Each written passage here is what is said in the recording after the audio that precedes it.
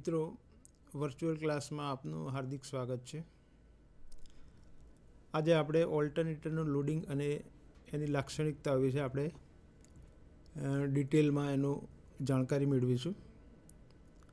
હું ITI Himmatnagar MK Dhapa મારું નામ છે. વાયરમેન ઇન્સ્ટ્રક્ટર તરીકે ત્યાં સેવા આપું છું. આપણે જાણીએ છીએ કે મિત્રો, ઓલ્ટરનેટર એ એસી મશીન છે કે જે એસી વોલ્ટેજ ઉત્પન્ન કરે છે, એટલે કે યાંત્રિક શક્તિનું ઇલેક્ટ્રિકલ શક્તિમાં રૂપાંતર કરે છે. ઓલ્ટરનેટરની અંદર આપણે જાણીએ છીએ એ પ્રમાણે સ્ટેટર હોય છે અને રોટર હોય છે. રોટર ને જ્યારે મિકેનિકલ એનર્જી આપવામાં આવે છે ત્યારે એના સ્ટેટરમાં 3 ફેઝ એસી વોલ્ટેજ ઉત્પન્ન થાય છે અને એ વોલ્ટેજ લોડમાં આપવામાં આવે છે. હવે જ્યારે ઓલ્ટરનેટરનું લોડિંગ કરવામાં આવે છે ત્યારે એના જે ટર્મિનલ વોલ્ટેજ છે એમાં ખરેખર ફેરફાર થવો ના જોઈએ, પણ ફેરફાર થતો હોય છે. તો એના કારણો, એના માટે જવાબદાર પરિબળો, એનું આપણે એની જાણકારી મેળવીશું. હવે આપણે જાણીએ છીએ કે જ્યારે ઓલ્ટરનેટરને લોડ આપવામાં આવે ત્યારે તેના વાઇન્ડિંગમાં લોડ કરંટ પસાર થતો હોય છે. તો આ લોડ કરંટના કારણે એનો અવરોધ, એટલે કે વાઇન્ડિંગ, 3 ફેઝ વાઇન્ડિંગ જે એના સ્ટેટરમાં કરેલું હોય એ વાઇન્ડિંગના અવરોધ તેમજ એ વાઇન્ડિંગનું ઇન્ડક્ટિવ રિએક્ટન્સ,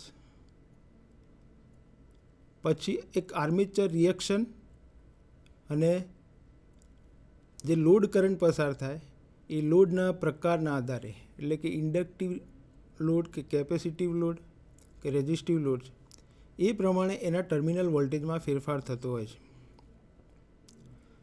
તો આપણે હજુ આગળ વિગતવાર જોઈએ.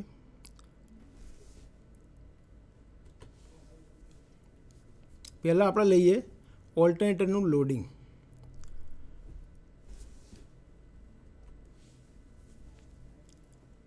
આપણે વાત કરીએ એ પ્રમાણે કે જ્યારે ઓલ્ટરનેટરને લોડ સાથે જોડવામાં આવે છે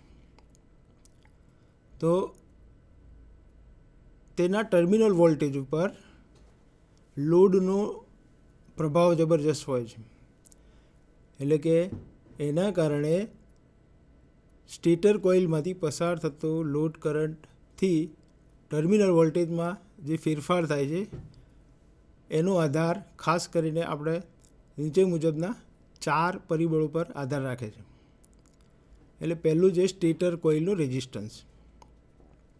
હવે સ્ટેટર વાઇન્ડિંગ છે, આપણે જાણીએ છીએ કે સ્ટેટર વાઇન્ડિંગની અંદર કોપર વાયર હોય અને એ સુપર એનેમલ કોપર વાયરથી 3 ફેઝ ડિસ્ટ્રીબ્યુટેડ વાઇન્ડિંગ કરવામાં આવે સ્ટેટરમાં. હવે આ સ્ટેટરના વાઇન્ડિંગનો જે અવરોધ છે એના કારણે વોલ્ટેજ ઉપર જે અસર પડે છે, એટલે કે રેઝિસ્ટન્સના કારણે જે વોલ્ટેજ ડ્રોપ થાય છે, એક તો એ એનું કારણ છે. બીજું છે કે સ્ટેટર કોઇલનો રિએક્ટન્સ. જ્યારે કોઈપણ ઇન્ડક્ટિવ કોઇલ હોય એ ઇન્ડક્ટિવ કોઇલમાં જ્યારે કરંટ પસાર કરવામાં આવે તો એની આજુબાજુ ચુંબકીય ક્ષેત્ર ઉત્પન્ન થતું હોય છે અને એ ચુંબકીય ક્ષેત્ર એની એ જ કોઇલ સાથે લિંક થતું હોય છે. હવે સપોઝ કોઇલને જો DC સપ્લાય આપવામાં આવે તો એ શોર્ટ સર્કિટ થાય એમાં, એટલે આપણે કોઇલને DC સપ્લાય ના આપી શકીએ. પણ જો એને AC સપ્લાય આપવામાં આવે તો એ કોઇલના આજુબાજુ ચુંબકીય ક્ષેત્ર લિંક થતું હોય છે. કારણ કે આપણે AC સપ્લાય આપવાથી જાણીએ છીએ કે AC સપ્લાય એ બદલાતો વીજ પ્રવાહ છે. હવે એ બદલાતો વીજ પ્રવાહ છે એના કારણે એના આજુબાજુ જે ચુંબકીય ક્ષેત્ર ઉત્પન્ન થાય એ પણ સતત બદલાતું હોય. એટલે ફેરાડેના નિયમ મુજબ જ્યારે કોઈપણ ચુંબકીય ક્ષેત્ર અને વાહક વચ્ચે જો રિલેટિવ મોશન હોય તો એમાં ઈએમએફ ઉત્પન્ન થાય છે. આ ઈએમએફનો આધાર એટલે કે એનું જે મૂલ્ય છે એ બંને વચ્ચે ફ્લક્સ લિંકેજના દર ઉપર હોય છે. તો આ સેલ્ફ ઇન્ડક્ટન્સના કારણે એક પ્રકારનો એ જે ઈએમએફ ઉત્પન્ન થાય એ ઈએમએફ એ જે સપ્લાય વોલ્ટેજ હોય એનાથી વિરુદ્ધ દિશામાં હોય. એટલે વિરુદ્ધ દિશામાં જો ઈએમએફ ઉત્પન્ન થાય તો એના કારણે જે કરંટ ઉત્પન્ન થાય એ પણ સપ્લાય કરંટ હોય એનાથી વિરુદ્ધ દિશામાં હોય. તો આ વિરુદ્ધ દિશામાં જે કરંટ ઉત્પન્ન થાય છે ઈએમએફના કારણે એ સપ્લાય કરંટનો વિરોધ કરે છે. એટલે કે એક પ્રકારનો અવરોધ પેદા કરે છે.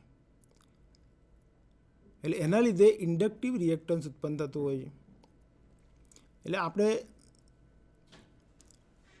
તમને કીધું એ પ્રમાણે કે એક તો રેઝિસ્ટન્સ અને બીજું છે ઇન્ડક્ટિવ રિએક્ટન્સ. તો ઇન્ડક્ટિવ રિએક્ટન્સ કઈ રીતે ઉત્પન્ન થાય છે એનું કારણ શું છે એ આપણે જાણી લીધું. બીજું છે આર્મેચર રિએક્શન. હવે આર્મેચર રિએક્શન એક એવી ઘટના છે કે જે અનિચ્છનીય કહેવાય, કે જે ડીસી જનરેટરમાં અને આ ઓલ્ટરનેટરમાં પણ આર્મેચર રિએક્શનની ઘટના બનતી હોય. એ આર્મેચર રિએક્શન જે છે એ આપણે આગળ જોઈએ છે. પહેલાં આપણે આ જોઈ લઈએ. આર્મેચર કોઇલ રેઝિસ્ટરના આપણે જોઈએ એ પ્રમાણે દરેક કોઇલમાં અમુક પ્રમાણમાં અવરોધ હોય છે. જો ઊંચા ક્રોસ સેક્શનવાળા વાહકોથી કોઇલનું વાઇન્ડિંગ કરવામાં આવે છે એકચ્યુઅલી તો, કારણ કે શું છે કે વાઇન્ડિંગનો અવરોધ બને ત્યાં સુધી ઓછો રહે એટલા માટે એનો ક્રોસ સેક્શન વધારે રાખવામાં આવે છે જેથી સરળતાથી કરંટ પસાર થઈ શકે. તેમ છતાં એ વાઇન્ડિંગનો જે અવરોધ હોય વાહકના અવરોધના લીધે વી બરાબર આઈઆર જેટલું વોલ્ટેજ ડ્રોપ થાય છે જેથી ટર્મિનલ વોલ્ટેજમાં ઘટાડો થાય છે. બરાબર. તો રેઝિસ્ટરના કારણે એક તો વોલ્ટેજ ડ્રોપ થાય છે. પછી બીજું છે સ્ટેટર કોઇલનો રિએક્ટન્સ. મેં કીધું એ પ્રમાણે ઇન્ડક્ટન્સ, સેલ્ફ ઇન્ડક્ટન્સ અને એના કારણે ઇન્ડક્ટિવ રિએક્ટન્સ જે એસીમાં બદલાતો વીજ પ્રવાહ પેદા થતો હોય છે એના કારણે ઇન્ડક્ટિવ રિએક્ટન્સ એક અવરોધ છે જે એસીમાં ઇન્ડક્ટિવ રિએક્ટન્સના કારણે એ લોડ કરંટનો વિરોધ કરે છે. આની કિંમત જે છે એ અવરોધ કરતાં ઘણી વધારે હોય છે. ઇન્ડક્ટિવ રિએક્ટન્સની કિંમત અવરોધ કરતાં પ્રમાણમાં ઘણી વધારે હોય છે. એટલે આ ઇન્ડક્ટિવ રિએક્ટન્સ છે એ પણ વોલ્ટેજ ડ્રોપમાં ભાગ ભજવે છે. એટલે કે એના ટર્મિનલ વોલ્ટેજમાં ઘટાડા માટેનું એક મહત્ત્વનું પરિબળ છે. એ પછી આપણે જોઈએ આર્મેચર રિએક્શન. હવે જ્યારે ઓલ્ટરનેટરનો લોડ નથી જોડેલો હોતો ત્યારે શું હોય છે કે લોડનો આ રોટર અને સ્ટેટર વચ્ચે જે ચુંબકીય ક્ષેત્ર હોય છે એનું ડિસ્ટ્રીબ્યુશન એક સરખું હોય, સમાન ડિસ્ટ્રીબ્યુશન હોય છે. પણ જ્યારે લોડ કરંટનું વહન થાય એટલે કે ઓલ્ટરનેટર સાથે લોડ જોડાય તો એના કારણે જે એર ગેપની અંદર જે રોટેટિંગ મેગ્નેટિક ફિલ્ડ હોય એ ડિસ્ટર્બ થતું હોય. એ મેગ્નેટિક ફિલ્ડ ડિસ્ટર્બ થાય એટલે કે એમાં ઘટાડો થતો હોય અને અલ્ટિમેટલી એ વોલ્ટેજ ઘટાડામાં પરિણમે છે. હવે આનો આધાર જે છે ને એ પાવર ફેક્ટર ઉપર હોય છે. જો પાવર ફેક્ટર લીડિંગ હોય એટલે કે કેપેસિટી લોડ હોય તો તેના કરંટના લીધે ઉત્પન્ન થતું ચુંબકીય ક્ષેત્ર ટોટલ ફ્લક્સની દિશામાં હોય છે. એટલે કે એ એડ થાય છે, એટલે કે એને એન્હેન્સ કરે છે, એને મજબૂત કરે છે અને એના લીધે ટર્મિનલ વોલ્ટેજમાં વધારો થાય છે. હવે એ જ રીતે જો લોડનો પાવર ફેક્ટર લેગિંગ હોય તો લેગિંગ પાવર ફેક્ટરના કારણે આ એની એડવર્સ ઇફેક્ટ થતી હોય છે, એટલે કે એ જે મેઇન રોટેટિંગ મેગ્નેટિક ફિલ્ડ હોય એની ઉપર વિરોધી અસર કરે છે અને એના લીધે ચુંબકીય ક્ષેત્રમાં ઘટાડો થતાં એ અલ્ટિમેટલી વોલ્ટેજમાં એટલે કે ટર્મિનલ વોલ્ટેજમાં ઘટાડો કરે છે. હવે ચોથું જે પરિબળ છે એ લોડનો પાવર ફેક્ટર. આપણે જાણ્યું એ પ્રમાણે કે લોડ જે છે એ કાં તો લોડનો પાવર ફેક્ટર કાં તો લીડિંગ હોય, કાં તો યુનિટી પાવર ફેક્ટર હોય, કાં તો લેગિંગ પાવર ફેક્ટર હોય. એટલે કે ઇન્ડક્ટિવ લોડ હોય, લોડમાં જે સાધનો જોડેલા હોય એ ઇન્ડક્ટિવ એટલે કે એની અંદર વાઇન્ડિંગ અથવા કોઇલ અથવા એ પ્રમાણે એવા ઇન્સ્ટ્રુમેન્ટનું પ્રમાણ વધારો હોય, એટલે કે ડોમેસ્ટિક એપ્લાયન્સીસ એવા વધારે હોય તો એ ઇન્ડક્ટિવ લોડ કહેવાય. તો આ ઇન્ડક્ટિવ લોડના કારણે ટર્મિનલ વોલ્ટેજમાં ઘટાડો થાય છે. જ્યારે એ જ રીતે જો લોડનો પાવર ફેક્ટર લીડિંગ હોય એટલે કે કેપેસિટિવ લોડ હોય તો એ લોડના કારણે ટર્મિનલ વોલ્ટેજમાં વધારો થતો હોય. હવે આપણે જાણીએ છીએ કે ખરેખર ટર્મિનલ વોલ્ટેજ જે છે એ એક સરખા રહેવા જોઈએ, કારણ કે એમાં થતો વધારો કે ઘટાડો એ અનિચ્છનીય છે. કારણ કે એમાં જો વધારો થાય તો પણ એની સાથે જે સાધનો જોડેલા હોય લોડમાં એમાં એને નુકસાન થતું હોય, તો આ એક અનિચ્છનીય ઘટના છે. તો એ જ રીતે જો લોડ જે છે એ લોડ કેપેસિટિવ લોડ હોય તો એ વોલ્ટેજમાં વધારો કરે છે અને ઇન્ડક્ટિવ લોડ હોય તો એ લોડ વોલ્ટેજ મતલબ ટર્મિનલ વોલ્ટેજમાં ઘટાડો કરે છે. તો આ રીતે આ ચાર ફેક્ટર, ચાર પરિબળો કામ કરે છે. શેના ઉપર? ટર્મિનલ વોલ્ટેજ ઉપર, એટલે કે એમાં વધારા કે ઘટાડા માટે જવાબદાર પરિબળો છે ચાર.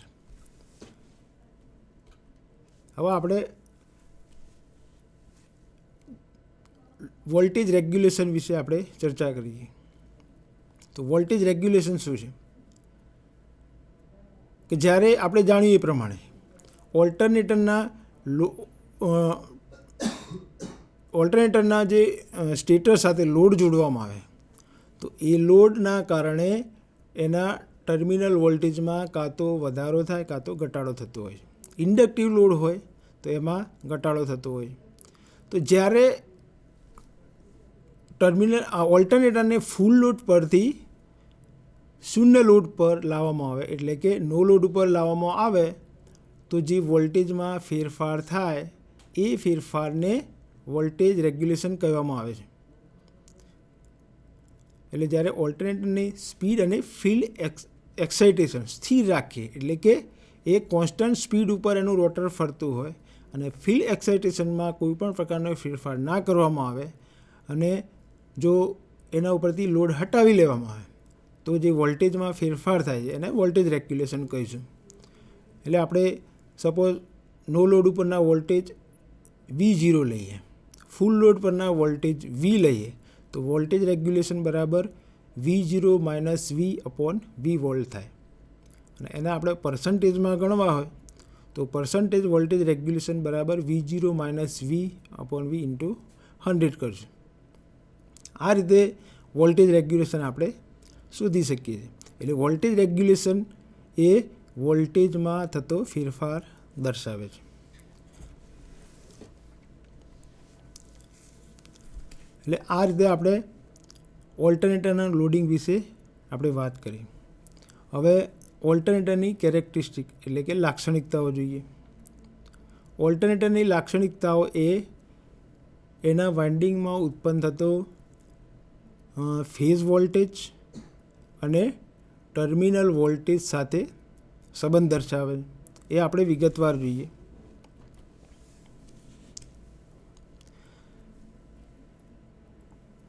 જ્યારે આપણા ઓલ્ટરનેટરને લોડ જોડેલો હોય ત્યારે આપણે જોઈએ એ પ્રમાણે વોલ્ટેજ ડ્રોપ થતું હોય છે. એક તો આર્મેચર રિએક્શન ડ્રોપ એટલે કે રેઝિસ્ટન્સના કારણે આર્મેચર રેઝિસ્ટન્સ ડ્રોપ એટલે કે રેઝિસ્ટન્સના કારણે જે વોલ્ટેજ ડ્રોપ થાય છે. બીજો છે આર્મેચર લીકેજ રિએક્ટન્સ એક્સેલ અને ત્રીજો છે આર્મેચર રિએક્શન જે લોડ પાવર ફેક્ટર ઉપર આધાર રાખે છે. આમ તો આર્મેચર રિએક્શન અને લોડ પાવર ફેક્ટર એ બે અલગ વસ્તુ છે, પણ આર્મેચર રિએક્શન એ લોડ પાવર ફેક્ટર ઉપર આધારિત છે, એટલા માટે આપણે આને એક સાથે લખી શકીએ છીએ. ઉપરના દર્શાવ્યા મુજબના જે વોલ્ટેજ ડ્રોપ છે એના કારણે ઓલ્ટરનેટર લોડ વોલ્ટેજ બદલાય છે, એટલે કે લોડ બદલાય એમ એના ટર્મિનલ વોલ્ટેજ પણ બદલાય છે. હવે આપણે આગળ જોઈએ alternator voltage relation at unity power factor. જ્યારે ઓલ્ટરનેટરનો પાવર ફેક્ટર યુનિટી હોય એટલે કે પ્યોર રેઝિસ્ટિવ લોડ હોય તો આપણે એના ટર્મિનલ વોલ્ટેજ, એના સ્ટેટર વોલ્ટેજ એની વચ્ચેનો સંબંધ આપણે પ્રસ્થાપિત કરીએ. એના માટે આપણે અહીંયા વેક્ટર ડાયાગ્રામ દર્શાવ્યો છે. હવે મિત્રો આપણે જાણીએ છીએ કે કોઈપણ રાશિ હોય એને આપણે કોઈપણ રાશિને આપણે વેક્ટરથી દર્શાવી શકીએ. ઇલેક્ટ્રિકલ ક્વોન્ટિટી, વોલ્ટેજ અને કરંટ આ સદિશ રાશિ છે, એટલે એને આપણે વેક્ટર દ્વારા દર્શાવી શકીએ છીએ. અચ્છા, વેક્ટર શું છે કે એક એની લંબાઈ જે છે એ એનું મૂલ્ય દર્શાવે છે અને એનો એરો જે છે આગળ એ એની દિશા દર્શાવે છે. તો આપણે જાણીએ છીએ કે વોલ્ટેજ એસી કરંટને એની દિશા અને મૂલ્ય બંને હોય છે, એટલા માટે આપણે એને વેક્ટર રિપ્રેઝન્ટ કરી શકીએ છીએ, એટલે વેક્ટર દ્વારા એને દર્શાવી શકીએ છીએ. અચ્છા, અહીંયા વેક્ટરમાં આપણે અહીંયા યુનિટી પાવર ફેક્ટર ઉપર એનું લાક્ષણિકતા દર્શાવી છે. તો યુનિટી પાવર ફેક્ટરમાં આપણે જાણીએ છીએ કે અવરોધના કારણે વોલ્ટેજ કરંટ બંને ઇન ફેઝ હોય, એટલે કે બંને વચ્ચે કોઈ ફેઝ એંગલ હોતો નથી. એસીનું જે વેક્ટર છે, એસી સાઇન વેવ છે, એમાં વોલ્ટેજ વેક્ટર અને કરંટ વેક્ટર એક જ સમયે શૂન્ય થાય છે, એક જ સમયે મેક્સિમમ થાય અને ફરીથી એક જ સમયે શૂન્ય થાય, એટલે કે બંને વચ્ચે કોઈ પણ પ્રકારનો ફેઝ એંગલ હોતો નથી. બરાબર, એટલા માટે આપણે કહી શકીએ કે ઇન ફેઝ હોય છે. અહીંયા આપણે વેક્ટરમાં દર્શાવ્યું એ પ્રમાણે વોલ્ટેજ અને કરંટ બંને ઇન ફેઝ છે. હવે રેઝિસ્ટિવ લોડ છે એના કારણે એના વોલ્ટેજ ડ્રોપ થાય છે આઈઆર ડ્રોપ, એટલે આઈઆર ડ્રોપ જે છે એ વોલ્ટેજની સાથે એટલે કે ટર્મિનલ વોલ્ટેજની સાથે ઇન ફેઝ હોય છે. હવે બીજા જે અહીંયા વોલ્ટેજ ડ્રોપ થાય છે એ આઈ એક્સએલ, તો એ આઈ એક્સએલ જે છે એ આઈ એક્સએલ જે છે એટલે કે ઇન્ડક્ટિવ રિએક્ટન્સના કારણે થતા વોલ્ટેજ ડ્રોપ એનાથી જે લોડ કરંટ છે એ 90 ડિગ્રી લેગિંગ હોય છે અને ઇન્ડક્ટિવ રિએક્ટન્સ ડ્રોપ અને રેઝિસ્ટિવ ડ્રોપ આઈઆર અને આઈ એક્સએલ ડ્રોપ એનો રિઝલ્ટન્ટ વેક્ટર અહીં દર્શાવે છે આઈઝેડ. તો આઈઝેડ જે છે એ શું બતાવે છે કે બંનેનો વેક્ટર સમ દર્શાવે છે, એટલે કે આઈઆર અને આઈ એક્સએલનો વેક્ટર સમ દર્શાવે છે. સદિશ મૂલ્ય, આનો સીધો સરવાળો નથી, પણ I Z is equal to under root I square R square plus I square X L square થાય. બરાબર, એટલે કે આનો પરિણામી સદિશ છે આઈઝેડ, એ આઈઆર અને આઈ એક્સએલનું પરિણામી સદિશ. એટલે કે અહીંયા તમને વીએસ જે છે એ સ્ટેટરમાં ઉત્પન્ન થતા વોલ્ટેજ દર્શાવે છે. સ્ટેટરમાં ઉત્પન્ન થતું વોલ્ટેજ.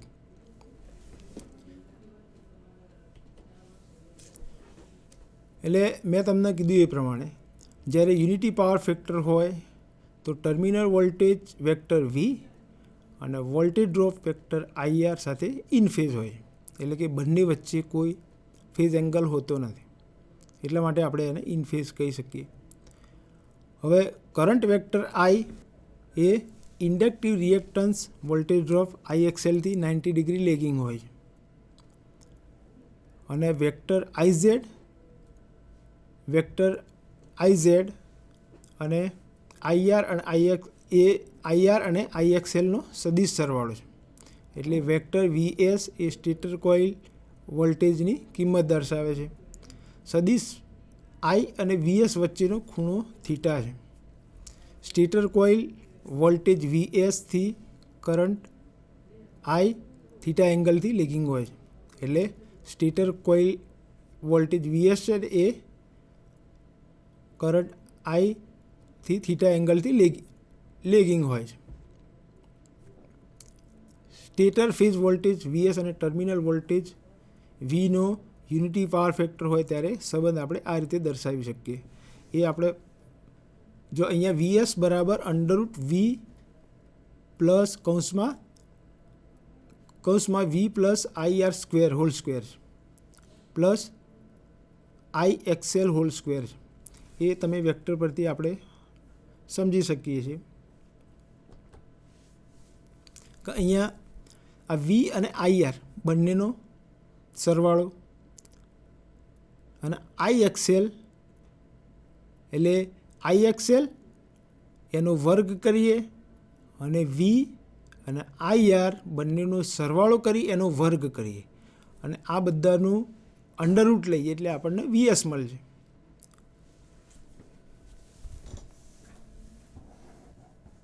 અહીંયા જુઓ તમે, આ આઈએક્સએલ છે અને અહીંયા વી પ્લસ આઈઆર એટલે આ બંનેનો સરવાળો થશે. આ બંનેનો સરવાળાનો વર્ગ કરીએ અને આઈએક્સએલનો વર્ગ કરીએ એટલે આપણને અને એનું વર્ગમૂળ લઈએ એટલે વીએસ મળશે. આ રીતે આપણે યુનિટી પાવર ફેક્ટર પર વોલ્ટેજ એટલે કે ટર્મિનલ વોલ્ટેજ અને સ્ટેટરના જે વોલ્ટેજ છે એના વાઇન્ડિંગના એના વચ્ચેનો સંબંધ દર્શાવી શકીએ છીએ. એ જ રીતે આગળ alternator voltage relation lagging power factor ઉપર. હવે લેગિંગ પાવર ફેક્ટર એટલે કે વોલ્ટેજ એ કરંટથી લીડિંગ હોય, અથવા તો બીજી રીતે કહીએ તો કરંટ એ વોલ્ટેજથી લેગિંગ હોય છે. એટલે કે ટર્મિનલ વોલ્ટેજથી લોડ કરંટ લેગિંગ હોય છે. અહીંયા જુઓ તમે કે વી અને આઈ વચ્ચે ખૂણો છે, એટલે કે થીટા એંગલે એ લેગિંગ છે. અહીંયા આઈ એ અને આઈઆર બંને ઇન ફેઝ છે. આઈઆર એ આઈની ઇન ફેઝ છે. અચ્છા, અહીંયા આઈ જે છે એ આઈએક્સએલ એટલે કે ઇન્ડક્ટિવ રિએક્ટન્સ ડ્રોપથી થીટા એંગલે લેગિંગ છે. હવે આઈઝેડ એટલે પરિણામી વેક્ટર જે છે, એટલે આઈએક્સએલ અને આઈઆરનો પરિણામી વેક્ટર એને આઈઝેડ કહીશું, બરાબર. એ આઈઆર અને આઈએક્સએલનો પરિણામી વેક્ટર આવશે, એટલે એનો વેક્ટર સમ આવશે. અને અહીંયા વી એ ટર્મિનલ વોલ્ટેજ દર્શાવે છે, વીએસ એ સ્ટેટર ફેઝ વોલ્ટેજ દર્શાવે છે. મોટેભાગે ઓલ્ટરનેટર સાથે જોડેલ લોડનો પાવર ફેક્ટર લેગિંગ હોય છે, કારણ કે જનરલી શું હોય કે ઇન્ડક્ટિવ લોડ વધારે હોય છે. લેગિંગ પાવર ફેક્ટર માટે આપણે આગળ જોઈએ એ પ્રમાણે રિલેશનશિપ આપણે વેક્ટર દ્વારા દર્શાવેલી છે. જ્યારે લોડ કરંટ ટર્મિનલ વોલ્ટેજ સાથે લેગિંગમાં હોય ત્યારે વેક્ટર આઈ અને આઈઆર ઇન ફેઝ હોય છે, એટલે કે બંને ટર્મિનલ વોલ્ટેજ વેક્ટર વીથી લેગિંગ હોય છે. અહીંયા આગળ તમે જુઓ તો આ વોલ્ટેજથી આઈ અને આઈઆર બંને લેગિંગ છે, આ વીથી આઈ અને આઈઆર બંને લેગિંગ છે.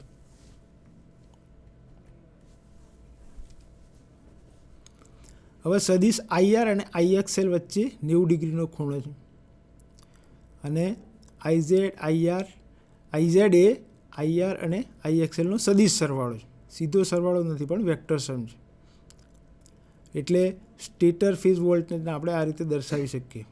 વીએસ બરાબર under root V cos theta plus I R whole square એટલે plus into bracket V into sine theta plus I X L whole square. આ રીતે terminal voltage, I R drop, I X L drop અને વીએસ વચ્ચે એટલે સ્ટેટર ફેઝ વોલ્ટેજ વચ્ચે આપણે સંબંધ દર્શાવી શકીએ છીએ. આ આપણે વાત કરી લીડિંગ પાવર ફેક્ટર માટે. હવે આગળ જોઈએ આપણે લીડિંગ પાવર ફેક્ટરમાં alternator voltage relationship at leading power factor. હવે પાવર ફેક્ટર લીડિંગ હોય તો આપણે જાણીએ છીએ કે લોડ કરંટ એ ટર્મિનલ વોલ્ટેજ કરતાં લીડિંગ હોય. અહીંયા આપણે તમે જોઈ શકો છો વેક્ટરમાં, વેક્ટર ડાયાગ્રામમાં કે આઈ જે છે એ વીથી થીટા એંગલ લીડિંગ છે. અચ્છા, અહીંયા તમે જુઓ તો આઈઆર જે છે એ આઈની ઇન ફેઝ છે અને આઈએક્સએલ એ ઇન્ડક્ટિવ રિએક્ટન્સ ડ્રોપ છે. એટલે આઈએક્સએલ અને આઈઆર વચ્ચે 90 ડિગ્રીનો ખૂણો છે અને આઈઝેડ એ આઈઆર અને આઈએક્સએલનો સદિશ સરવાળો છે. અને વી અને વીએસ, વી એ ટર્મિનલ વોલ્ટેજ છે અને વીએસ એ સ્ટેટર ફેઝ વોલ્ટેજ છે. હવે આપણે આગળ જોઈએ તો જો લોડ કરંટનો પાવર ફેક્ટર લીડિંગ હોય તો આઈઆર ટર્મિનલ વોલ્ટેજ વેક્ટર વીથી થીટા એંગલથી લીડિંગ હોય છે. એ આપણે જોઈએ એ પ્રમાણે. તો વેક્ટર ડાયાગ્રામ પરથી આપણે આ રીતના એનું સૂત્ર આપી શકીએ. વીએસ બરાબર under root into bracket V into cos theta plus I R whole square plus into bracket V into sine theta minus I X L whole square. હવે અહીંયા આઈએક્સએલ માઇનસ કેમ થાય છે એ તમે જુઓ.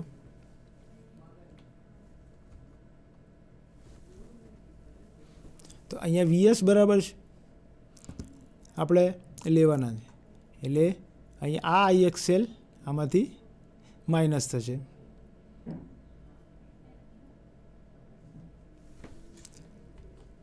બરાબર, એટલે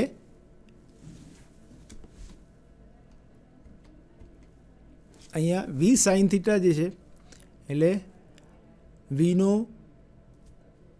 સાઇન થીટા પરનો વીનો સાઇન થીટા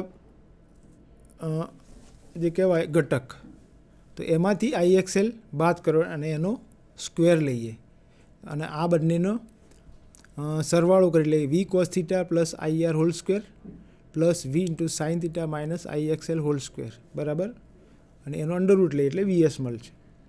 એટલે આ રીતે આપણે એનો unity power factor, voltage relation lagging power factor અને voltage relation leading power factor ઉપર આપણે અભ્યાસ કર્યો. એટલે કે સ્ટેટર ફેઝ વોલ્ટેજ અને ટર્મિનલ વોલ્ટેજ વચ્ચેનો સંબંધ જાણ્યો. હવે આપણે જાણીએ છીએ કે અહીંયા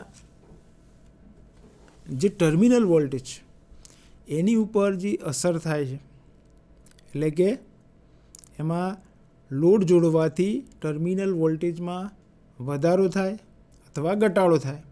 જો ઇન્ડક્ટિવ લોડ હોય તો ટર્મિનલ વોલ્ટેજમાં ઘટાડો થશે અને કેપેસિટિવ લોડ હોય તો ટર્મિનલ વોલ્ટેજમાં વધારો થશે. હવે આ વધારો અને ઘટાડો એ ખરેખર સારી બાબત નથી, એટલે કે એને એ વધારો અને ઘટાડો આપણે એનું નિવારણ કરવું પડે. એટલે એના માટે એસી જનરેટર વોલ્ટેજ રેગ્યુલેશન સર્કિટનો ઉપયોગ કરવામાં આવે છે. બરાબર. અહીંયા ડાયાગ્રામમાં જો એ પ્રમાણે અહીંયા આ બાજુ સ્ટેટર કોઇલ છે અને રોટેટ આર્મેચર ફિલ્ડ કોઇલ છે. એટલે કે આ એસી ઓલ્ટરનેટરનો એટલે કે જનરેટરનો ભાગ છે. બરાબર. અહીંયા આ પોર્શન છે એસી ઓલ્ટરનેટરનો પોર્શન છે. અહીંયા આપણને જે મળશે એ ટર્મિનલ વોલ્ટેજ મળશે અને એ ટર્મિનલ વોલ્ટેજ એ લોડના પ્રમાણમાં અહીંયા જે કરંટ પસાર થાય અને એના લીધે ઇન્ડક્ટિવ લોડ હોય અથવા કેપેસિટિવ લોડ હોય તો એના લીધે આ વોલ્ટેજમાં ફેરફાર થાય છે. તો એ ફેરફાર થવો ના જોઈએ. એટલા માટે આ જે આઉટપુટ છે અહીંયા આ જનરેટરને એટલે કે ઓલ્ટરનેટરના આઉટપુટ અહીં મળશે. બરાબર. ઇનપુટ અહીંયા આપણે એને યાંત્રિક શક્તિ મિકેનિકલ એનર્જી આપીને અહીંયા રોટરને ફેરવવામાં આવે છે. એટલે ઇનપુટ અહીં આપવામાં આવે છે, આઉટપુટ અહીં મળશે. તો આ આઉટપુટ છે બરાબર, એને ફરીથી ઇનપુટ આપવામાં આવે છે એટલે કે ફીડબેક આપવામાં આવે છે. તો અને એ રીતે વોલ્ટેજ કંટ્રોલ કરવામાં આવે છે. એટલે કે વોલ્ટેજમાં ઘટાડો થતો હોય તો એને વધારવામાં આવે છે અને વધારો થતો હોય તો એને ઘટાડવામાં આવે છે. હવે તમે જો અહીંયા આ કઈ રીતે બને છે એ તમને આ ડાયાગ્રામ પરથી તમને સમજાવું છું. તો અહીંયા જ્યારે સપોઝ અહીંયા કેપેસિટિવ લોડ છે એવું માની લઈએ તો કેપેસિટિવ લોડના કારણે આ લોડ કરંટમાં અહીંયા ફેરફાર થશે. એટલે અને એના લીધે આ વોલ્ટેજમાં ટર્મિનલ વોલ્ટેજમાં આ વધારો આવશે. કેપેસિટિવ લોડ હોય તો ટર્મિનલ વોલ્ટેજમાં વધારો થશે. હવે આ વોલ્ટેજમાં વધારો થાય તો પ્રાઇમરી વાઇન્ડિંગમાં વોલ્ટેજ વધશે. અહીંયા એક ટ્રાન્સફોર્મર છે, એમાં એક પ્રાઇમરી વાઇન્ડિંગ અને બીજું સેકન્ડરી વાઇન્ડિંગ છે. સેકન્ડરી વાઇન્ડિંગ સાથે એક રેઝિસ્ટર જોડેલું છે અને એની સાથે એક કંટ્રોલ કોઇલ જોડેલી છે અને આ એક રેક્ટિફાયર છે. આ આખો જે ભાગ છે એ ડોટેડ બોક્સમાં બતાવેલો છે. એને શું કહીશું આપણે? Voltage regulator circuit. બરાબર. અહીંયા ડીસી એક્સાઇટર છે, આ ફિલ્ડ વાઇન્ડિંગ છે એનું. આ ડીસી એક્સાઇટર જે છે એ રોટરને ડીસી સપ્લાય આપવાનું કામ કરે છે. અહીંયા રોટર છે એને ડીસી સપ્લાય આપે છે. એટલે આપણે જાણીએ છીએ કે ભાઈ આમાં રોટરને મળતા વોલ્ટેજ વધારે હશે તો એના કરંટમાં પણ વધારો થશે. જો કરંટમાં વધારો થાય તો સ્ટેટર કોઇલમાં પણ એમાં ઉત્પન્ન થતો આઉટપુટ વોલ્ટેજમાં પણ વધારો થશે. તો અહીંયા જ્યારે વોલ્ટેજમાં વધારો થાય એટલે કે રોટર આર્મેચરમાં એટલે કે રોટરના જે વાઇન્ડિંગમાં પસાર થતો કરંટમાં વધારો થાય તો એ પ્રમાણે એની આજુબાજુ રોટરની અંદર જે ચુંબકીય ક્ષેત્ર છે એમાં વધારો થશે અને એ ચુંબકીય ક્ષેત્રમાં વધારો થાય તો સ્ટેટર કોઇલમાં ઉત્પન્ન થતા વોલ્ટેજમાં વધારો થાય. બરાબર. અહીંયા આ જે રેઓસ્ટેટ છે એ શું કરશે? આ ડીસી એક્સાઇટરને એના આર્મેચરની સિરીઝમાં જોડેલું છે. એટલે એનાથી આ રેઓસ્ટેટ છે એ કંટ્રોલ કોઇલ સાથે જોડેલું છે. હવે આ જે આર્મ છે રેઓસ્ટેટનો એ આર્મમાં ઉપર નીચે કરવામાં આવે તો આ ફિલ્ડ એક્સાઇટેશન જે છે એ ફિલ્ડ વાઇન્ડિંગને મળતા કરંટમાં ફેરફાર થશે. એટલે આને ઉપર લઈશું તો એના અવરોધમાં અથવા નીચે કરીએ તો એના અવરોધમાં વધારો ઘટાડો થશે. હવે આપણે એકચ્યુઅલી આ સર્કિટ વર્કિંગ કઈ રીતે કરે છે એ જોઈએ આપણે. કે જ્યારે અહીંયા એવું માની લઈએ કે કેપેસિટિવ લોડ છે તો કેપેસિટિવ લોડના કારણે ટર્મિનલ વોલ્ટેજમાં વધારો થાય. તો એ ટર્મિનલ વોલ્ટેજમાં વધારો થાય તો આ વાઇન્ડિંગમાં મળતા વોલ્ટેજમાં વધારો થશે પ્રાઇમરી વાઇન્ડિંગમાં ટ્રાન્સફોર્મરની. એ જ રીતે સેકન્ડરી વાઇન્ડિંગમાં મળતા વોલ્ટેજમાં પણ વધારો થશે. તો અહીંયા કંટ્રોલ કોઇલ જે છે એની સાથે આ એક આર્મ જોડેલું છે. બરાબર. તો અહીંયા વોલ્ટેજ વધે તો અહીંયા શું થશે? આ આર્મ જે છે એ ઉપરની બાજુ મૂવ થશે. કંટ્રોલ કોઇલમાં જે ચુંબકીય ક્ષેત્ર ઉત્પન્ન થાય એમાં વધારો થાય. એના લીધે આ આર્મ ઉપરની તરફ મૂવ થશે. તો ઉપરની તરફ મૂવ થાય તો અવરોધમાં વધારો થાય, એટલે કે ડીસી એક્સાઇટરના ફિલ્ડ વાઇન્ડિંગને મળતો કરંટમાં ઘટાડો થશે. હવે અહીંયા કરંટમાં ઘટાડો થાય એટલે ડીસી એક્સાઇટરના આર્મેચરમાં જે વોલ્ટેજ એમાં ઘટાડો થશે. એટલે વોલ્ટેજમાં ઘટાડો થાય એટલે સ્વાભાવિક છે કે રોટરને મળતા કરંટમાં ઘટાડો થશે. એટલે અહીંયા કરંટ ઘટે એટલે ચુંબકીય ક્ષેત્રમાં પણ ઘટાડો થાય અને અલ્ટિમેટલી સ્ટેટરમાં ઓલ્ટરનેટરના સ્ટેટરમાં ઉત્પન્ન થતા ટર્મિનલ વોલ્ટેજના એ પ્રમાણે ઘટાડો થશે. ખ્યાલ ને? એટલે આઉટપુટમાં જો વોલ્ટેજમાં વધારો થાય તો આ સર્કિટ છે એ વોલ્ટેજ રેગ્યુલેટર સર્કિટ એમાં ઓટોમેટિકલી ઘટાડો કરશે. હવે સપોઝ ઇન્ડક્ટિવ લોડ છે, તો ઇન્ડક્ટિવ લોડ જોડવાથી ટર્મિનલ વોલ્ટેજમાં ઘટાડો થાય છે. તો ટર્મિનલ વોલ્ટેજમાં ઘટાડો થાય તો ટ્રાન્સફોર્મરના પ્રાઇમરીમાં ઘટાડો થશે, એ રીતે સેકન્ડરી વોલ્ટેજમાં પણ ઘટાડો થાય. તો અહીંયા જે અવરોધ છે બરાબર, એ ફિક્સ અવરોધ છે, પણ એની સાથે આ કંટ્રોલ કોઇલ મૂકેલી છે, એની સાથે એક આર્મ છે. તો આ આર્મ જોડેલું છે, તો એ શેની ઉપર? કંટ્રોલ કોઇલમાં જે ચુંબકીય ક્ષેત્ર ઉત્પન્ન થાય એની ઉપર ડિપેન્ડ છે. તો અહીંયા ટ્રાન્સફોર્મરના આઉટપુટમાં વોલ્ટેજમાં ઘટાડો થાય તો આની અંદર પસાર થતો કરંટમાં પણ ઘટાડો થાય, એટલે કે કંટ્રોલ કોઇલમાં પસાર થતો કરંટ ઘટાડો થાય, એની અંદર ઘટાડો થાય. તો આમાં કરંટ ઘટશે તો એના લીધે જે ચુંબકીય ક્ષેત્ર ઉત્પન્ન થાય એમાં પણ ઘટાડો થશે. ચુંબકીય ક્ષેત્રમાં ઘટાડો થાય તો આ આર્મ નીચેની બાજુ આવશે, એટલે કે આનો રેઓસ્ટેટનો અવરોધમાં ઘટાડો થશે. એટલે રેઓસ્ટેટનો અવરોધ ઘટે તો આ ફિલ્ડ વાઇન્ડિંગ છે, શન્ટ ફિલ્ડ વાઇન્ડિંગ, એના મળતા કરંટમાં વધારો થશે. એટલે અલ્ટિમેટલી એના લીધે એક્સાઇટરના આર્મેચરમાં વોલ્ટેજમાં વધારો થાય અને એ વધારાના લીધે અહીંયા કરંટમાં વધારો થાય અને રોટર વાઇન્ડિંગને મળતા વોલ્ટેજમાં વધારો થાય, એટલે કે એના ચુંબકીય ક્ષેત્રમાં વધારો થાય અને એ પ્રમાણે સ્ટેટર કોઇલમાં ફરીથી શું થશે? જે પ્રમાણમાં ઘટાડો થશે એ પ્રમાણે અહીંયા વોલ્ટેજમાં વધારો થાય. તો આ રેગ્યુલેટર સર્કિટ છે, જો આઉટપુટ વોલ્ટેજ સ્ટેટરને માંથી ઉત્પન્ન થતા ઓલ્ટરનેટના વોલ્ટેજમાં ઇન્ડક્ટિવ લોડના કારણે વોલ્ટેજમાં ઘટાડો થાય તો આ રેગ્યુલેટર સર્કિટ એમાં વધારો કરશે એ પ્રમાણે. અને કેપેસિટી લોડના કારણે જો ઓલ્ટરનેટરના સ્ટેટરના ટર્મિનલ વોલ્ટેજમાં વધારો થાય તો એ પ્રમાણે આ સર્કિટ એમાં ઘટાડો કરશે. બરાબર?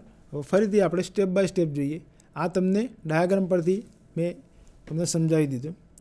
હવે ઓલ્ટરનેટરના ટર્મિનલ વોલ્ટેજ ટ્રાન્સફોર્મરને આપવામાં આવે છે, જોઈએ એ પ્રમાણે.